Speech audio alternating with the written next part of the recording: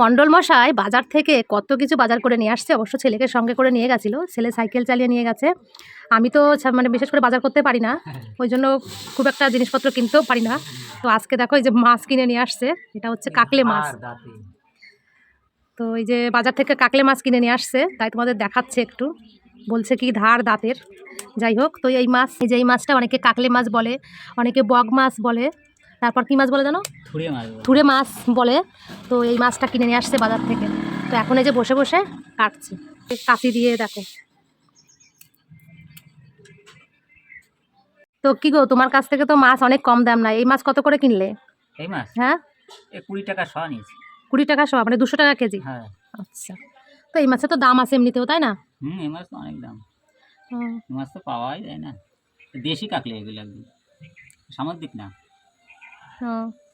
ঠিক আছে, কাটো তাহলে, আমি রান্না বান্না করে ফেলবো। কই মাছ নিয়েছি কত করে না? এই যে কই মাছ কিনে নিয়ে আসছে, দেখো জ্যান্ত কই। কই মাছ, এই মাছ কত করে নিয়ে আসছে? কই মাছ 200। আর এই মাছ এই মাছ কিনেছি 120 টাকা কিলো। 120 টাকা করে। এটা হচ্ছে মানে কি মাছ বলে? আর মাছ নিয়ে আসছে 120 টাকা করে কেজি। আর ওখানে তো তোমাদের দেখালাম বালতিতে জ্যান্ত কই আর এই কাকলে, 3 রকম মাছ নিয়ে আসছে। তো বাজারে গেছে আজকে অনেক দিন পর।